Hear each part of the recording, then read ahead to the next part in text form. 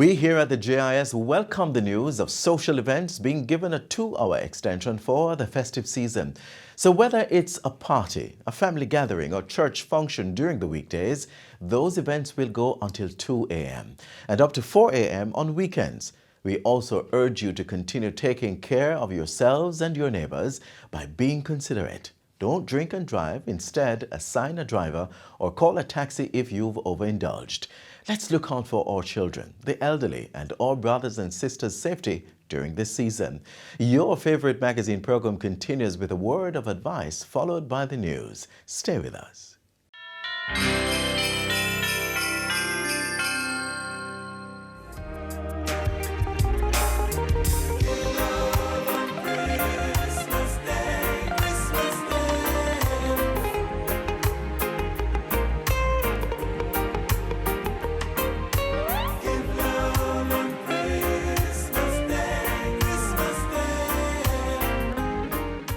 Householders, business people, school administrators, be on the alert. Help control the mosquito population. Destroy breeding sites. Empty old tires and all other containers where water can settle. Bore holes in old cans. Cover water drums and garbage cans. Wash flower pots and vases and clean pet dishes regularly. Protect yourself from mosquito bites. Cover your body as much as possible and use mosquito repellent containing DEET.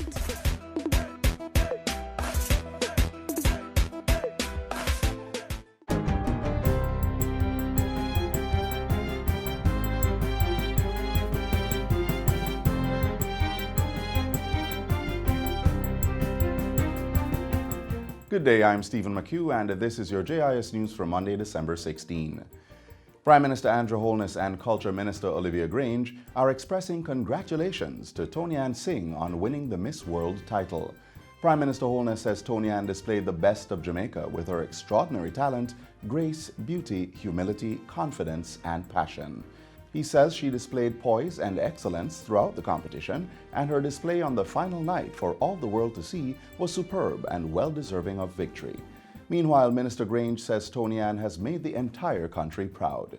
Tony-Ann Singh is a very talented young lady, an extraordinary talent, very charming, very purposeful in what she does, and she's most deserving. Continue to be focused, and you will go very far. We love you. God bless you. You had an entire nation around you, surrounding you with love, and you came through for us in flying colors. And congratulations also poured out for Shelly Ann Fraser-Price on being named Pan American Sports Female Athlete of 2019. Minister Grange says it's another well-deserved accolade, while Prime Minister Holness says it is a proud moment in history for Jamaica. Prime Minister Andrew Holness has called on the Jamaican diaspora in Kenya to utilize the strong connections between the two countries to create economic development. Mr. Holness asserts that though an air services agreement is being finalized between Jamaica and Kenya, there are great opportunities for increased partnership between the countries. Among them, trade and commerce, technology and innovation, as well as education. But really what it takes is for our ambassadors here, which means all of you who are members of the Jamaican diaspora, to call up your family in Jamaica, your friends in Jamaica, your business people in Jamaica, to say, hey, there are opportunities for investment and trade in Kenya. Come and see what is in Kenya. And for you as well here to say to Kenyan businessmen, hey, there are opportunities in Jamaica. Go and see what is happening in Jamaica. The Prime Minister was addressing the Jamaican diaspora in Kenya recently. It was part of Mr. Holness's 5-day official working visit to the African country to attend the 9th summit of the African, Caribbean and Pacific ACP group of countries.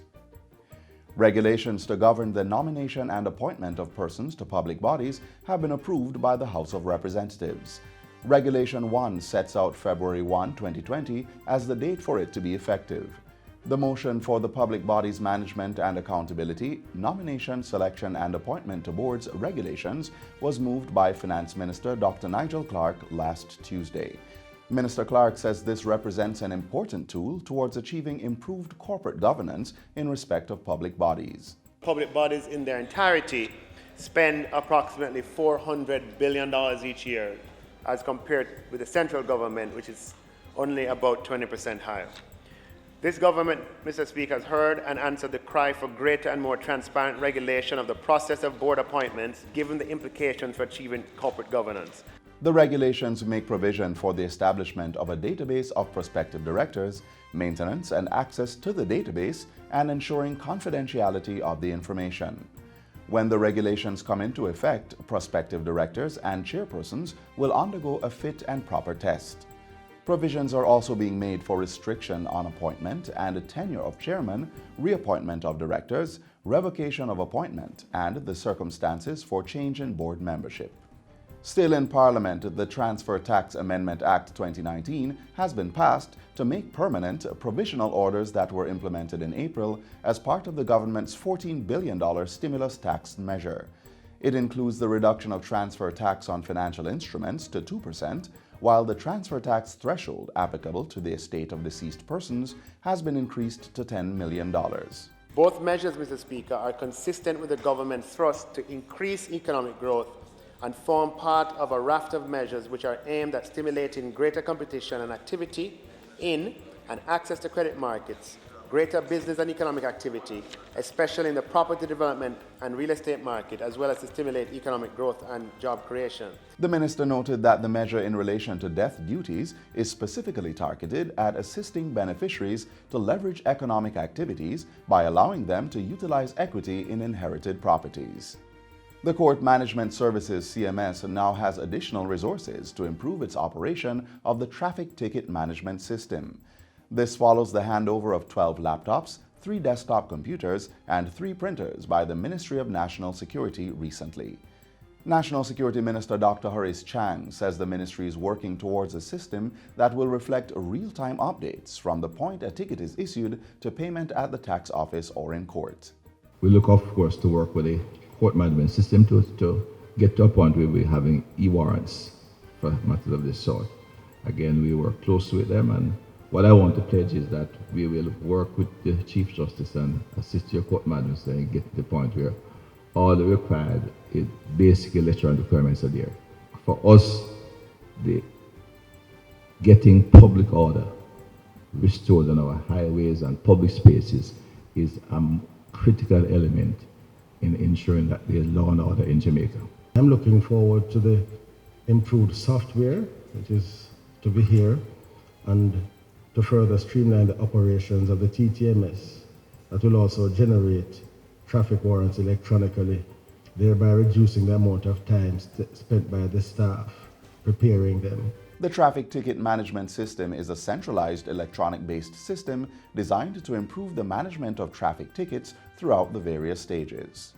And finally, the National Works Agency NWA is advising the motoring public in Falmouth, Trelawney that a one-way restriction will be implemented along Market Street and Georges Street in the town.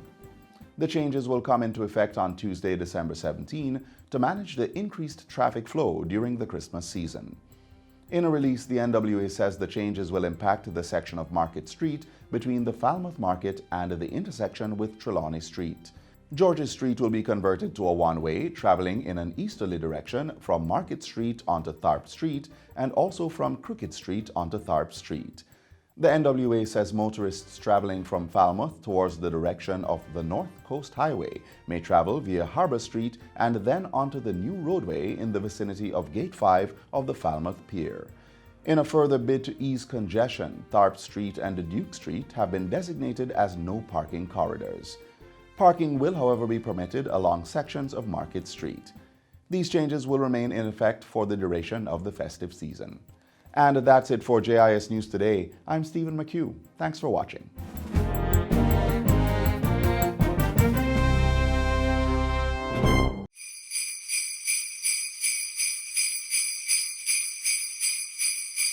Do not leave valuables such as gifts, laptops, and cell phones in plain view in your car. If you have to leave these items in the vehicle, put them in the trunk. This will decrease the likelihood of a car break-in.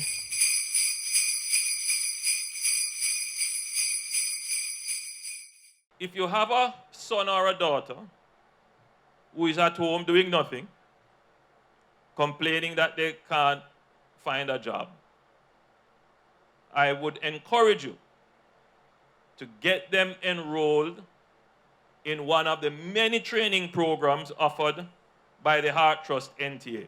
We urge you to take up the Prime Minister's charge. We don't want to leave anyone behind in our quest for developed nation status by the year 2030. Check out this opportunity at the agency. I was yearning for success so much that it brought me to the wrong route. I was actually incarcerated because of my actions, and that is where I got into sewing, because I had to do something to make up for the time and to keep myself active. So this program, I heard about it as soon as I was released in May 13. So it was my ray of hope. This is my change. This is my way forward. So I come with all zeal and tenacity to go forward. Cressy Ray is just one of the thousands of Jamaican young people whose lives are being transformed because of their engagement in the Prime Minister's Housing Opportunity, Production and Employment Hope Program.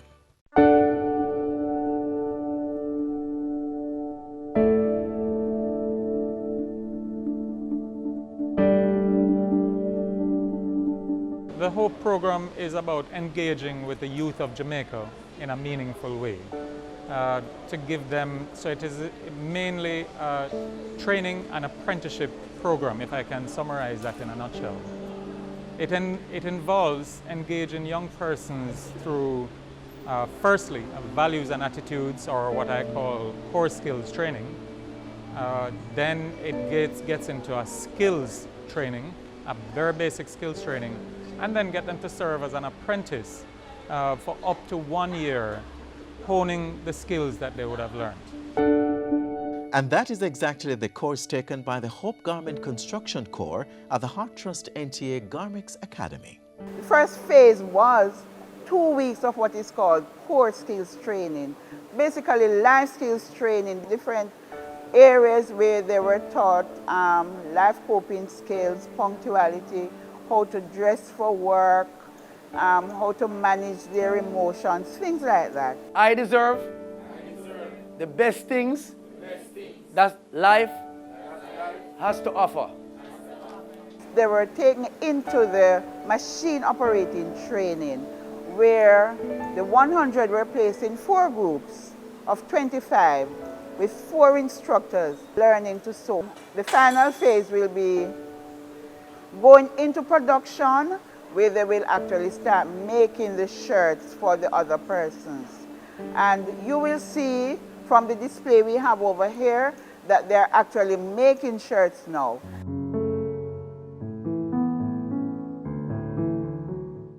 Yes, you heard right. These students are actually making shirts for the over 15,000 participants of the Hope program. When we started the program, the intent was to have everybody be in receipt of a shirt, Oxford type shirt, that would be to help to promote the good working ethics, including their own dress and deportment. To purchase shirts outright and to have them branded, the cost was really far too prohibitive in order to kit out the vast numbers that we're hoping to reach on the program.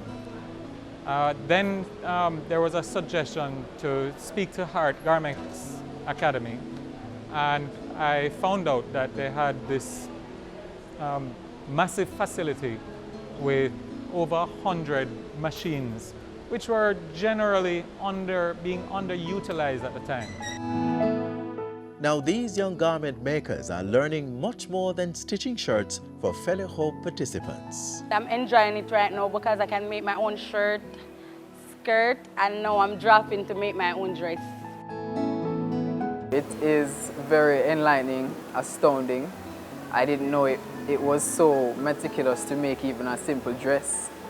You know, we look at it as just 2 pieces of fabric, but when you get down to the nitty and gritty, it has so many different calculations, but it's something I love. because the clothes wasn't working out for me, I tried to do jewelry making. It's going great so far because I can make my own jewelry, I can produce it, I can have my own store and selling them. The length is from the waist to the ground. And none of this would be possible without the team of hard-working instructors on hand. At first, I didn't know anything about sewing. Then, basically, getting the steps from our instructors, and they're teaching us step by step, so you get everything and understand. And at this stage where I'm at, I'm proud of myself, because if I didn't came here, I wouldn't know to do nothing at all. The teachers, trust me, they work hard. It's not easy dealing with us as young adults, so they work hard. And what I love about them, it's not just about passing for them. It is about sitting down with the person, making sure they understand. So I give the teachers 2 thumbs up. They help me a lot because I give them most of them problem, and there is not an instructor here who don't know me, because I walk around and I ask questions how to do my shirt, and they all helped me. It don't make no sense to stay home and sit down and I look for somebody to give something when you can come out, learn a skill, and can do something for yourself. It doesn't matter what background you're from or where you're from. Just come with an open mind and willing to learn. And once you're willing, you'll go a long way because there's hope for you. For more information on the Garment Construction Corps or the HOPE program, call or visit a National Youth Service or Heart Trust NTA office. Toll free 1-888-432-7868 or email info@heart-nta.org.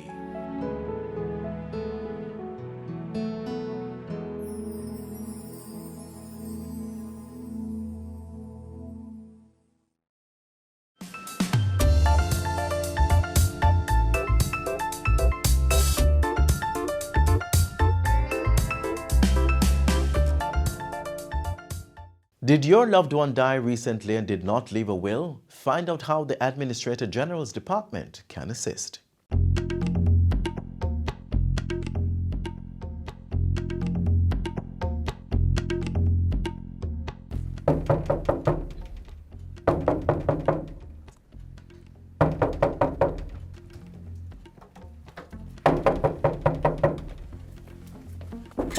Anna, why are you knocking down my door? What is it? Jackie, I don't know what to do. From Jason dead, I have nothing to give to the children and I don't know where to turn. So why you didn't go down to the Administrator General's Department, the place I told you about the other day? Lord Jackie, I know you try to help me, you know, but remember say me and Jason never did marry, you know. What do you mean by that, Anna? The law say if a single man and a single woman live together as husband and wife for 5 years and more immediately before death, then he or she is considered a spouse. Really? That mean me can't get something then? Cause boy, it rough, you know. Yes, man, just go down there, tell them about the case, that Jason died leaving no will, house and children under 18 years. Go down there and see what them can do for you. A true you're talking, Jackie. Where you say the place there again? Down a waterfront, man. 12 Ocean Boulevard. Go down there, talk to them, and see if them can help you. Okay, I'm going down there right now.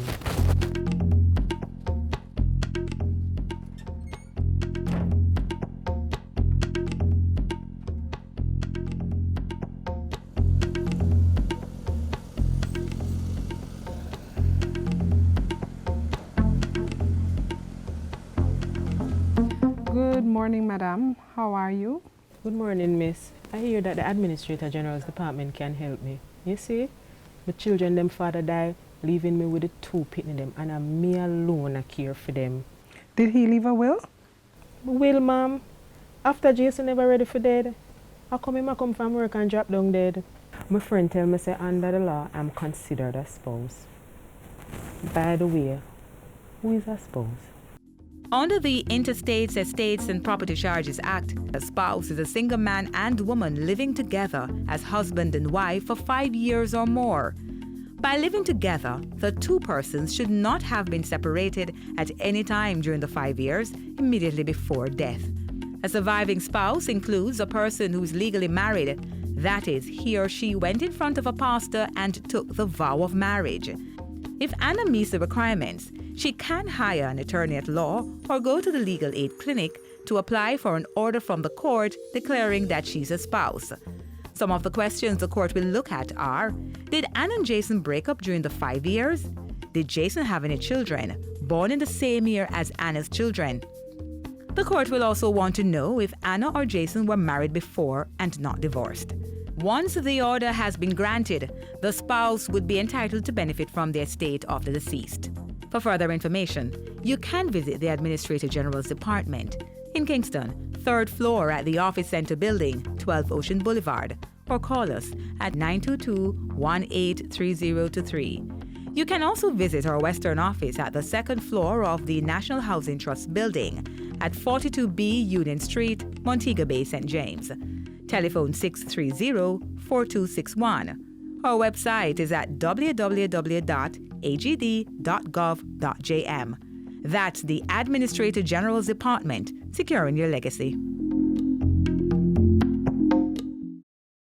Keep the island clean, so clean. From the peaks to the beach, so clean. No dirty up Jamaica, please don't do it. Keep the island clean, so clean. From the peaks to the beach, so clean. No dirty up Jamaica, please don't do it. No dash, no paper, no dash, no plastic. Dispose your garbage responsibly. No know how to recycle, learn it quick. And if you drop it, better pick up every piece of it. Plastics last forever, don't forget the bits. Cause when them touch the street, them end up in the sea. Collect pan the reef where they fish them feed. And when you want seafood, I eat your eat. Keep the island clean, so clean. From the peaks to the beach, so clean. No dirty up Jamaica, please don't do it. No dirty up Jamaica, no dirty up Jamaica, no dirty up Jamaica, no dirty up Jamaica. 3 million trees in 3 years. That's the task set by the Andrew Holness administration to not only beautify the island, but also reduce the effects of climate change.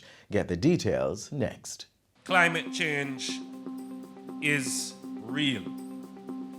We must address it in order to secure our future.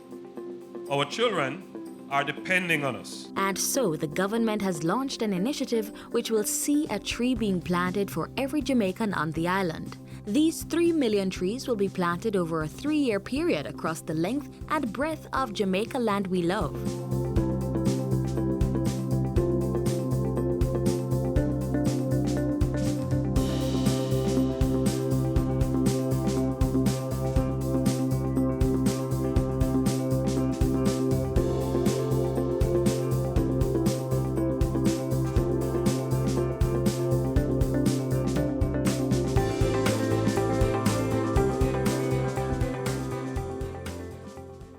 Planting trees, of course, is one of the ways in which Jamaica is taking deliberate, strategic, and decisive action to mitigate the effects of climate change. The program will be managed by the Forestry Department with support from the European Union's Development Fund. €1 million of the total amount will be specifically dedicated to reforestation and maintenance of degraded lands, with special attention to species that are indigenous to Jamaica. Our aim is to improve the resilience of our coasts, hillsides, and plains, while also improving the beauty of our urban centers, major thoroughfares, parks, and the added effect of offsetting greenhouse gas emissions. All the trees that we are planting over the next 3 years will be for nothing if we don't deal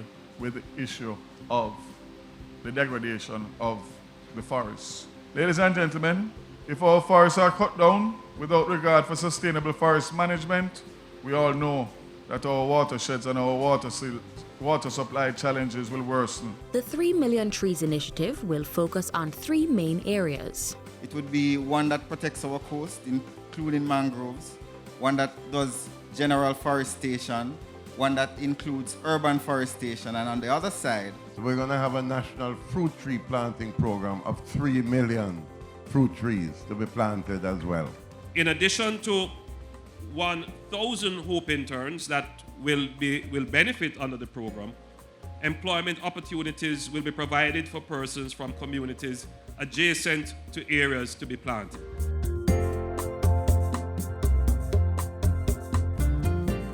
2 million timber seedlings will be planted on over 3,000 hectares of land managed by the Forestry Department. The department will distribute the remaining plants, a mixture of timber and ornamentals, to the public. We want to get more of the private sector adopting hillsides. These are lands that we manage, that we want to just take charge and be responsible for the maintenance of all of that.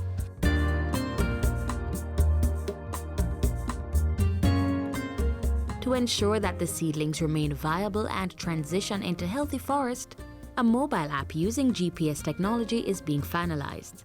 This private-public sector partnership will see the monitoring and tracking of the plant's progress. Because it's nice that we plant the trees today, we take a lot of pictures and everything, but what happened to those trees afterwards? So we really want everybody to ensure that the trees we plant today, we return to them, ensure that they are still growing, and check on the trees we planted last year. We are taking a different approach with this project to ensure its success. Over the next 3 years, we will be rolling out different aspects of the initiative through public education campaigns focused on the preservation of the environment. The challenge has been thrown out. Will you answer the call?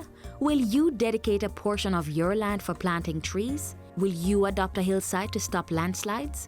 Will you ensure that the trees you've planted are nurtured? We can do it. We should do it. We must do it. It is hope that this action will ignite in every single Jamaican the understanding, the will and the commitment to play their part in securing Jamaica's environment and making Jamaica the place of choice to live, work, raise families, do business, and retire in paradise.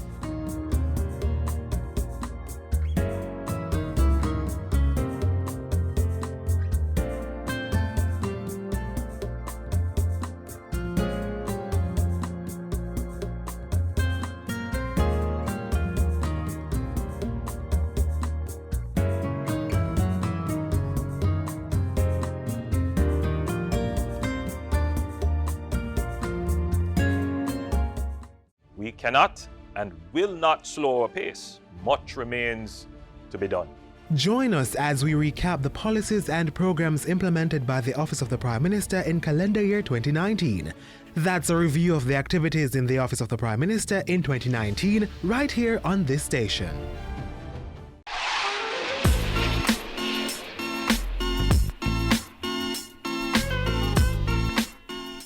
And that's all the time we have for you on this station. We return tomorrow with another program packaged with you in mind.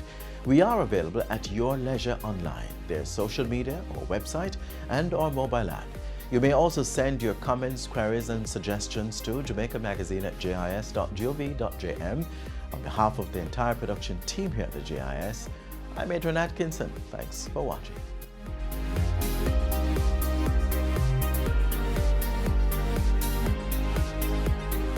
This has been a production of the Jamaica Information Service, the voice of Jamaica.